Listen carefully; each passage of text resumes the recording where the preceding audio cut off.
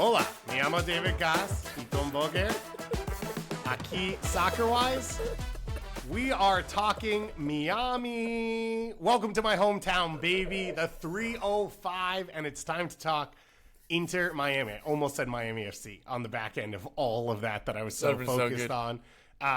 It is one of the huge clubs. We didn't know when things would end and where they'd be, and so kind of put this one off to see where things stood going into the season. There's a lot of chaos around the club. There's a lot of chaos on the field. There's also some beauty. They set the points record last year.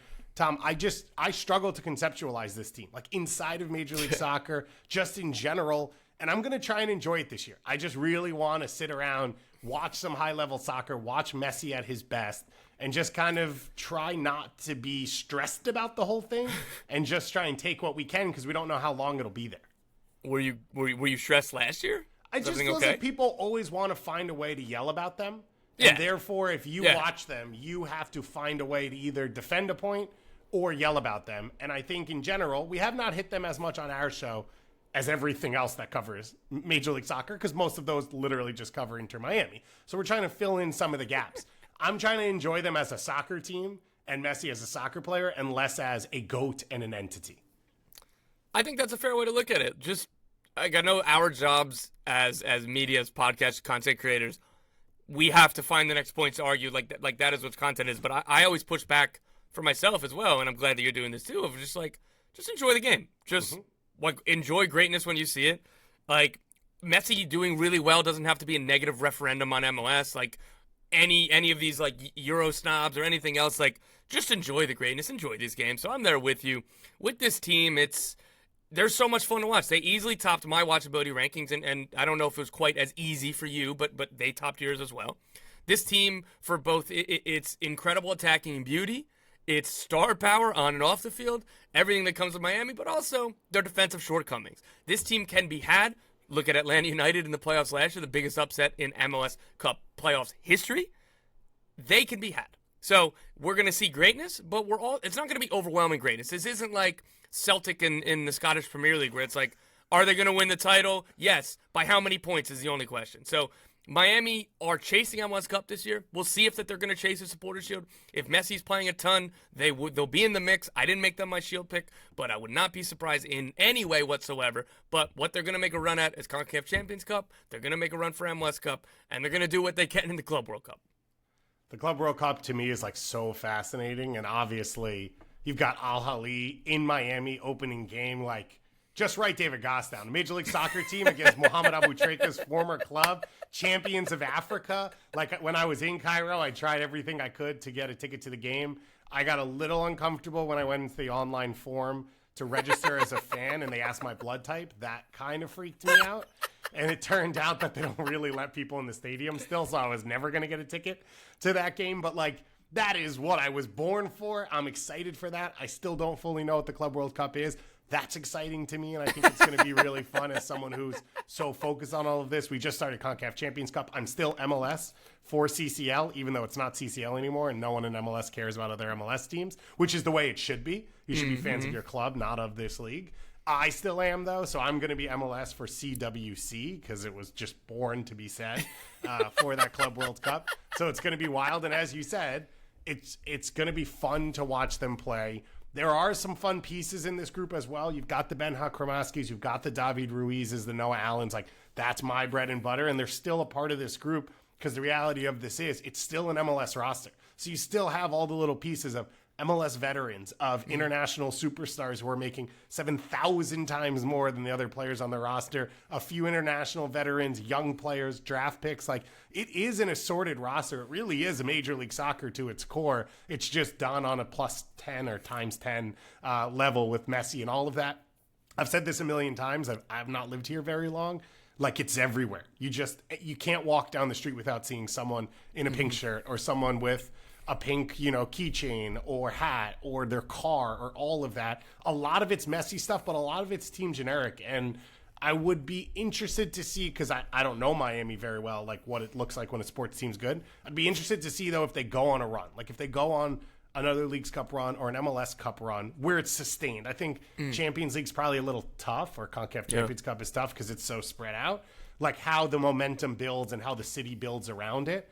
Because last year, the Atlanta playoffs, I went to go watch it at an Inter Miami bar, and it was on, but the World Series had started that day. And then all of a sudden they lost, and it was like done. You never really got that build and that vibe. So I'd be curious to see what it looks like this year if they're able to get there. Hopefully you'll come down for a game. We'll go over together. It is Let's do it. A gorgeous drive into the middle of nowhere, an absolutely isolated stadium, which is the dream. That is how it should be built and set up. But for more on this team, let's go to someone who's got their finger on the pulse a little bit more than us. Someone I've known for a while, my buddy Franco Panizo from Miami Total Football. So let's go to that segment right now. My hometown of Miami. You heard it here. David Goss, Miami local now, ready for my first year as an Inter Miami person. As Franco is showing, I am currently somewhat sunburned. Spent a little time on Hollywood Beach on Saturday or Sunday. I just want it to be known the lighting is the issue. I do not look this sunburned. The rest of me is quite tan. I've done a pretty good job. But I'm here with Franco Panizo, one of my favorites. We've known each other for a long time. You can listen to him on Miami Total Football Podcast, covering all things Inter Miami. Franco, first time doing it here, though. Thanks for joining me.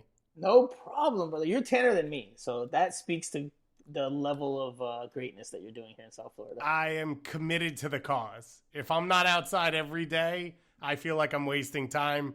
I am definitely the outlier. I keep asking people where they go to the beach, and they look at me like I'm crazy because apparently no one here goes to the beach, and I'm the only one out there trying to sizzle. I go to the beach often, but I haven't gone since it's been winter here. I haven't gone, but it's about that time. It's about that time to pick it up. Actually, my buddy just told me today, let's go to the beach this weekend. So I'll be tan soon. Right. I'll be tan soon. Perfect. We'll get there eventually. Or other option is we could drive to Kansas City and hang out in -6-degree weather and watch a soccer game. How's that feel? Well, yeah, it depends if the soccer game gets played or not played. It gets postponed. But yes, we could do that. Absolutely. I like the snow. I haven't seen it since I left. So the Northeast, which has been almost 5 years now. So yeah, it'd be nice to see snow again. Not in Kansas City at that temperature. For everyone listening, we are recording this before the Champions League or CONCACAF Champions Cup, game has been actually played. It was supposed to be played tonight. It is not. And we are going to dig into all things Inter Miami here as we get ready for the season. So we're going to run through what was, I guess, not even that hectic a transfer for Inter Miami, all things considered. We will talk about what competitions they will play in. We've got our Doyalism coming up, and then we've got our over-under line set by Andrew Wiebe, sort of a question about who else outside of the big stars is going to have a big year. Before we dig in to the players coming in and out, the off-field stuff may be even bigger for Inter Miami. Changes at the top, CSO all the way down. Chris Henderson has now left the club. They have retransitioned a few people and a new head coach. Tata Martino out the door in a huff after the upset to Atlanta United, replaced by, shockingly, a friend of Messi, Javier Mascherano. What have you made of the experience of watching this, of Tata leaving, of the changes inside the club, and now what Mascherano brings as a coach coming in? I mean, I'm already in like Messi fandom prison apparently. So, but look, I mean, it's clear that the star player, and obviously with the level he has, the brand that he has, obviously arguably the best player of all time, that Inter Miami is doing everything it can to make him happy and to include him in the big picture, the bigger picture, not only for this season, probably for next season as well. So Tata's out. A buddy of Lionel Messi is in, Javier Mascherano. Lionel Messi's quoted at one point, godfather in football, in soccer, is now the head of the sporting side on the decision-making end. Whatever title you want to give him, which he hasn't formally been announced, by the way. It's just known, but it hasn't been actually announced. Funny enough. He's got his returning friends, Luis Suarez, Sergio Busquets, Jordi Alba. There's a lot of Argentines in this team, a lot of young Argentines in this team. I mean, it's very clear that it's all going in the Lionel Messi direction, whether for better or for worse, whatever your take is on it. I mean, that is the reality. That's the landscape of Inter Miami this day and age. So we'll see how it works. How much influence does he have in the decisions? Seems like a significant amount? Is he making roster decisions? I mean, I wouldn't go that far, but clearly there's a big influence, like we've seen in other sports with big names, right? Yeah, with the Messi stuff, when the news first dropped about sporting director changes and his influence, you're like, that doesn't sound good. But they set the points record last year. You have to imagine he's been pretty involved already. It does feel like he probably is good enough and still at his peak of powers enough in this league that if he's happy and playing at his highest level, it covers up a lot of the cracks in not maybe the most efficient roster management and all these other things. I think the club probably is worse off for it once he leaves, right? Because there's not a lot of future planning. It doesn't seem like anyone really cares about that though right now. It's true. Like, right. And that's the question I've asked, longer term, how does this impact things? So short term, right. They're going to be competitive. He's here. He's going to put butts in seats. They should be a good team, even with rookie head coach. But longer term, what does this mean? But Inter Miami, I guess we'll cross that bridge when they get there. Right now, it's full steam ahead on the Lionel Messi train. Let's talk about the offseason that was. Diego Gomez sold even before it started for a massive amount of money over to England. And then some other big moves happening, especially to open up some roster spots. So Facundo Fares sold back to South America. Emerson Rodriguez transferred to Europe.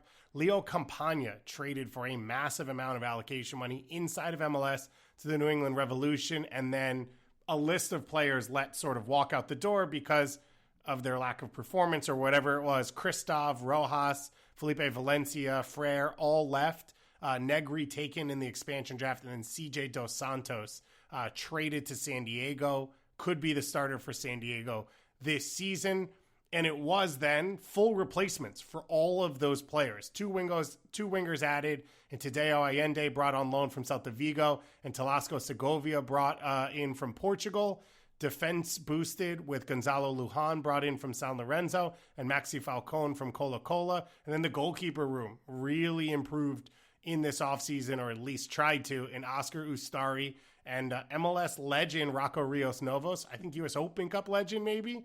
And then the hometown hero Fafa Pico coming in as a free agent as well, sort of returning home for him. So Diego Gomez, the big name out. A lot of the other pieces going out, Leo Campana as well, feel more like it was just a waiting game to get them to the end of their contracts. What do you make of the transfer window so far and the way this club's gone about their work? Yeah, they've addressed an area that they needed to improve, which is the defense, right? That was Inter Miami's Achilles heel last year. Now, that being said, with how MLS works, with the budget, how money is invested into rosters, it's on the attacking side, right? So the level of defenders, the quality of the defenders that have been brought in might be an upgrade over what they had last year, but let's not make any mistake about it. It's not like they are getting the Lionel Messi and Luis Suarez equivalent on the defensive side. So the defense is always going to give up goals. It's going to happen. The idea is that defense takes a step up from what last year's defense was. We've seen some organization. We've seen some compact lines under Javier Mascherano, a bit of a different identity. But we've also seen in moments when they've high pressed or when they've committed a turnover that they get hit in transition very quickly. And just like last year, they don't have the legs to get back into shape quick enough, and they get carved open and give up good chances, if not goals. So we've seen that in preseason. It's early days. I'm sure the team will continue to fine-tune things as they just got Lujan into playing games. Maximiliano Falcon, whose nickname is Peluca, which is the complete opposite of you. Peluca means wig, but because he's got a big fro. He's expected to be a big upgrade at center back. He just got in. He actually just got cleared this week with his visa. So, there's still pieces in place. They should get better as a group with a little more time. But again, I don't expect the defense to be lights out based on what we've seen and just based on the roster construction. Yeah, last year they set the points record and the defense was at times shambolic, and what we saw in the playoffs was pretty bad. And so the bar is low, right? If any of these pieces can help them take a half step forward. But that's crazy to be David's Goss. I call you Goss. I don't know. I called you David. Because they set the points record, right? And the defense has to have played well enough to get that points record. And they did play well. When Messi left for Copa America in 2024, then he got the injury in the final and missed like 2-3 months. Inter Miami's identity changed. Instead of being this attack-minded team that was like, okay, I'm okay with if you score 3, I'm scoring 5. They became a little bit tighter at the back, a little more stingy. They weren't perfect by any means. They still have their individual breakdowns, but they were better defensively. And then when Messi came back into the picture, once he recovered from his injury, then it was like Tata Martino had a tough time figuring out which identity to go with. He couldn't find that balance. And I think that's where Inter Miami lost its way last year, and which led to, on top of, Bradley having a hell of a series, and Atlanta United playing inspired, that's what led to Inter Miami's early exit. So this year, with a new head coach, the idea is to hopefully be better defensively as a unit. But again, last year's defense, while they had their breakdowns, and again, it's the Achilles heel, it wasn't terrible. It just had moments where it broke down, which again is going to happen this year. It's not like they have, Sergio Ramos in his prime and Philippe Lam in his prime back there, right? So it's just is what it is. It's just the way MLS works. Yeah, it is. I think it's can you take away that big fatal errors that I think Avilas was a huge culprit of last year, and not just in the playoffs with the cramp and the fake cramp or whatever happened and going down. I think there was a lot of moments where he was exposed, but a lot of those moments were playing out of the back and turnovers and then trying to recover. So can you either cut out the possession mistakes so that you're not recovering, or can you manage those moments of chaos just a little bit cleaner? And maybe if he has a more confident partner, maybe that does it. I think there are question marks across all of this. Do you think there's a challenge at the goalkeeper spot? Drake Callender, was a goalkeeper of the year finalist 3 years ago? Do you think he's under pressure? I absolutely think Drake Callender's under pressure. He started preseason with the U.S. men's national team. We actually interviewed him with the U.S. men's national team, but at Inter Miami's training facility, because the U.S. men's national team was training here in South Florida at Inter Miami's practice facilities. I mean, I asked him, and it was a common theme throughout the offseason that Inter Miami was linked and rumored to be interested in all these foreign goalkeepers. So I asked him straightforward, if he paid any attention to it, what he makes of that. And he pretty much said he was ready for anything. That was like the biggest takeaway that I had from his response, which to me shows insight into a player that knows maybe he's not necessarily the profile of goalkeeper that they're looking for. Because, look, there's no mistake about it that he's talented. There's no mistake that he can be a game-saving, game-winning goalkeeper. He has shown that in Major League Soccer. But it's about consistency. It's about consistency, and last year he probably took a step. He regressed from where he was in 2023 when he was a big, big performer for them over the course of the season. Massive in helping them win the Leagues Cup that year, the first trophy in the organization's history. Last year he just wasn't as consistent. He wasn't as good. There's the game, I think it's against the New England Revolution late in the year, where he has that terrible blunder where the ball goes in between his arms and then his legs and then into the back of the net. And those type of mistakes, maybe not to that level, but he did have a lot of individual mistakes. And I do think that Mascherano and just the overall sporting side want a goalkeeper who is more consistent and who is better with the ball at his feet. Drake Callender has progressed in that regard since he first got here, 100%. But he's still not that comfortable with the ball at his feet. It's still not his forte. Inter Miami's clearly wanted to bring a goalkeeper that can help initiate attacking sequences from the back, be it with a short pass, be it on the ball, and then picking out a diagonal ball going the other way. Whatever the case is, Drake Callender is not that. So because of that, I think they've been looking to upgrade the position. They did not find a goalkeeper this transfer window, at least not as of right now, that is better than Drake Callender. But going back to Drake Callender this preseason, he's missed the entirety of it due to an injury picked up on U.S. men's national team duty. Oscar Ustari has been he's returning from last year, a returning veteran who was signed mid to late last year. Our Argentine has connections to Messi. I don't think he was viewed as the number one option when the plan for this offseason for the season began, but because of circumstance, right now I think he is the number one. He's played the majority of preseason. Drake Callender has been back in training, but didn't play in any game in preseason, so we don't even know where he's at if he's 100%. Right. So I think Ustadi is going to be the starting guy for at least the first few weeks of the season.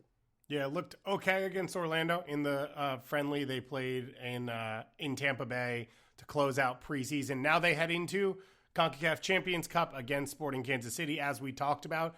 They are one of two teams in Major League Soccer that will play in 3 cup competitions. MLS created this whole thing, so there'd be a limit of 2. And then they have 2 teams playing in the Club World Cup, and that is one, Seattle Sounders, and the other one is Inter Miami. So Miami playing CONCACAF Champions Cup now. They will be in Leagues Cup as a playoff team, Supporter Shield winner from last year, and then they will play in the Club World Cup. They got in because they figured out a way to get them in. What do you make of what that will be? Like, this is unprecedented. Yeah. We've only seen one MLS team play in a Club World Cup. It was the Sounders. They went to Morocco or Algeria, I think it was, lost in one game, whatever it was. Now Miami will host a group stage here in this new competition. Like, how much focus do you think this takes for Inter Miami? What does this experience sort of look like? I think it's going to be a big deal, man. I think it's going to be a big deal for the team internationally. It's Lionel Messi competing, not only internationally in this region, but against teams from all over the globe. It's an expanded Club World Cup. It's on U.S. soil a year before the expanded National Team World Cup. So there's going to be a lot of eyeballs, at least initially, to see what this is all about. And obviously, Messi is a big driving force behind the marketing of the tournament. So for Inter Miami, it's going to be a big deal. I know that their goal is to get out of the group. That's what they want to achieve from a sporting aspect. Because again, from the business side, they're going to draw a lot of attention. Whether it's eyeballs in the stadium or at home on TV or on the computer or on the internet, whatever the case is, they're going to draw eyeballs. They're going to make their money. But on the sporting side, it's getting out of the group, which I think is possible. I wouldn't say it's completely out of the realm of possibility. Yeah. It's going to be a tough challenge, but it's doable. It is a reachable milestone, a reachable goal. It is more doable than Seattle. Like we did the Seattle preview and we sort of joked about it. Like, what is this? They're playing PSG, Atletico Madrid, and Botafogo. And on the flip side, Inter Miami face off against Al Ahly from Egypt, as well as against Porto and Palmeiras. Al Ahly is the team that knocked Seattle out of it last time. They have been the biggest team in Africa. They have consistently won the African Champions League and been in Club World Cups in the past. But again, as you said, this is new. This is different. We don't know what it is. Porto and then Palmeiras, I don't really have to explain with those two. You have to be better than one of those teams to get out of the group. It is a 32-team World Cup style. So it's top 2 teams in the group that get out. The games are at Hard Rock, which I think is interesting as well. Like, Miami's kind of the host, but it's not at their stadium. It's at the NFL stadium because they want to sell tickets and want to have as big a stadium as possible. The whole thing is fascinating. As you said, I think it's a big deal. I think it's going to feel big. The opening match is Inter Miami Al Ahly of the first ever expanded Club World Cup. This is why the Mosses bought the team. This is why they brought Lionel Messi in. Like, they want to be at the center of all of this. Absolutely. And it's going to be a big moment for Miami, and it's just going to be really fascinating just to see it go down. A win, a draw, a win, a draw, and a loss can get you through. A win, a loss, and a draw can get you through. If other results go your way, a win, 4 points. So if you can open with a win against Al Ahly, Porto is second, Palmeiras is third. If you can somehow get a result against Porto or keep it close, you at least set yourself up to know what you need to do in the final game, which, an MLS team against Porto in a competitive competition, we've just never seen it before, and I'm fascinated to see. Let's listen to Doyle here for a moment, and then we'll jump off the back of that. The underlying numbers for Inter Miami last year are screaming at me that this team is going to regress. You remember a few years ago that Austin team that did really well, and we were all saying, like, this team is punching above their weight and it's going to come crashing back down to earth, and then it did. Or you remember the following year it was St. Louis who had that incredible expansion season. We were saying this is a house of cards, it's going to fall apart, and then last year it did. Miami overperformed their own numbers by a greater margin than either of those two teams did. So it should come crashing down to earth, but this team has Lionel Messi and 3 of his best friends, and this team has so much more talent than either of those Austin or St. Louis teams. And that includes guys from the academy, guys from the draft, guys who they've brought in from South America primarily as well. So I tend to think that they're going to find a way to make it work. And when I say I tend to think they're going to find a way, like I'm literally picking them to win the Supporter Shield, and I'm picking them to win MLS Cup as well, and I'm picking Messi to become the first ever back-to-back MVP, and I'm picking him to win the Golden Boot. And like part of that is just like I can't bring myself to pick against Messi, but part of that is just that collective of talent. Like they're two or three deep everywhere. It's not just the high end guys. They have, I think, the deepest roster that I've ever seen in MLS. And so if they can fix that Achilles heel, which is midfield turnovers and inability to stop the ball in transition, if they can fix that, and to be clear, that should be fixable. This team's going to win a lot of games and probably more than one trophy. And honestly, I'd be surprised if they didn't. So Doyle sold. Not sure if you noticed from the second half. I don't know which side he's on. He said they're going to regress, but then he said they're going to win MLS Cup. And yeah. So I'm not clear on what the stance is there. He has said this before, and it's one of the debates, which is Messi's an outlier, right? So if the stats 100%. say that they shouldn't be this good, they're good because Messi is Messi and Suarez is Suarez and all of that. I think one of the questions is, does it all stay together? It feels more positive that there's no international competition this year, right? There's no Copa America for him to go to. You said it last year. There were kind of three different teams, first half of the year, middle half, and then end. Obviously, the MVP thing is another thing because that's voting. So that's popularity and name. And I'm sure Messi's going to get votes years after he leaves the league from some of the people who follow it. But what do you make of the idea of sort of the door is open for them to regress and yet the ability for them to still probably win a Supporter Shield? So I agree with Doyle on the idea that they should regress because last year they were the team that set the points record, right? So it's a high bar. It's a high barometer to match up to meet over a course of a long regular season, which includes CONCACAF Champions Cup. It includes the Club World Cup. It includes Leagues Cup.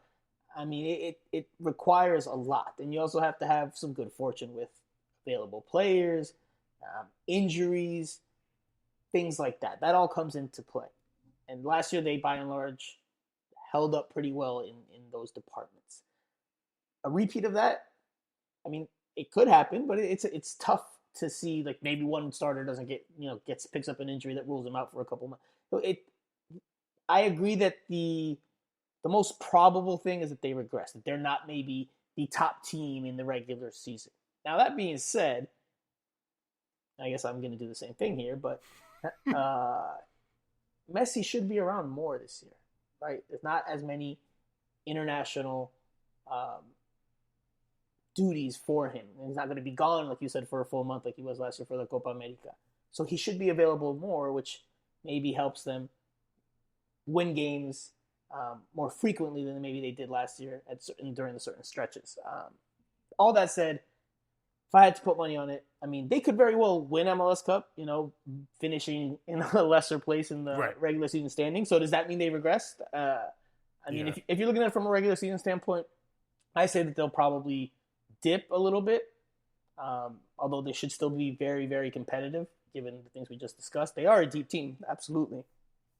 There's questions as the defense. Diego Gomez, who did a lot of the defensive work and a lot of getting stuck in and battling in that midfield. How do you replace that? It's a different head coach who's learning MLS. Tata Martino knew MLS. It wasn't like he was being exposed to new things. He knew what MLS was about. We know how foreign coaches historically do in this league. There are some foreign coaches that have done very well, but by and large, there is a growing period. Like there's growing pains. You're cutting your teeth. You figure things out. You're not used to the travel. All the different things that come with the league. So that's my long way of saying I do think that they regress, but they will still be very, very competitive. And absolutely, I do think if they can stay healthy, that they will be a contender for MLS Cup. But of course, there's questions about Mascherano's ability, the defense, health, etc. It does feel, I think I agree with both of you. Like, it does feel like just the points record is an absurd number to hit, although I said that throughout last year, that I didn't think they'd continue to, to put together performances. And then they started games and deficits, and they still found ways to get back. The depth part, I think, is interesting. Like, Julian Gressel is still here. I think Fafa Pico is a really nice pickup. Robert Taylor is not a starter. Like, even in that friendly against Orlando, it's a friendly. But you're like, oh, these, Fafa Pico started 3 playoff games for Vancouver last year. And now he's an option off the bench and a depth piece. It also feels like some of these other pieces, whether it's the David Ruiz and Ben Haas who are young, or the Avilezes, have another year of doing this under their belt, of being in the Messi spotlight, of being a starter every day, of dealing with MLS, whatever it is. And it feels like enough of that has come back, that there's enough nuance there, or noose, that they can figure out how to sort of manage some of the harder moments of the year and still get results. So I would lean with you, which is, I don't think they set the points record. I have not picked them to win the Shield, but I think they'll be in there. But I think there's a pretty good chance they win one trophy this year. And to me, that's not a regression. Okay, I was going to say, does that mean they regress? No. I think if they win one trophy this year and compete across all the other fronts, I don't think that's a regression, even though I'm not the one running the team saying, this is what I paid all the money. But does it matter what trophy it is? Like, if they win Leagues Cup, does that mean the same as winning MLS Cup? Or? No, Leagues Cup, I think, is the worst case one of all of those. I think if they win CONCACAF, if they do anything at club, if they win MLS Cup, I think you're ecstatic, right? Leagues Cup's probably the worst case, but I think still you'll take the what was it the first year? 5-game run, like the whole energy, the excitement, everything around it. You'd assume they get to host more games this time because they're coming off the Shield win, so they would be a host option every step of the way through, which I think makes it even more positive as well. Last thing I want to talk about here, which Weeby sort of asks us for our over-under, is the third goal scorer for Miami. Will they score over 6.5 goals, and then who will it be? So last year, it was Leo Campagna with 8 goals. He obviously will not be here anymore. So the question is, will there be a third or fourth piece to this attack? Who will it be?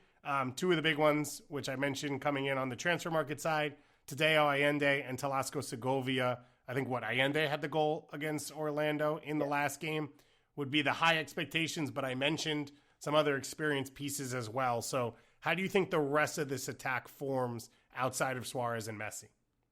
I think Tadeo Allende is going to score some goals, man. I do think he's going to come in on that right side of the midfield, on the wing, on the flank, and score some goals. He showed it in preseason. He can be a threat, maybe more of a direct player than Diego Gomez. Not a like-for-like comparison at all. Diego Gomez was even playing on the left side, so not like-for-like at all. But I do think that what they want from him is to be more direct on that right side. Get in behind, make runs, challenge the defenders, try to get in behind and score goals. And he did do that in preseason on a couple of occasions. So it's a good start for him. I would expect him to be involved. I think he's got the quality to do so. The question mark on the other side is Telasco Segovia, who we caught our first glimpse of him in that match against Orlando City.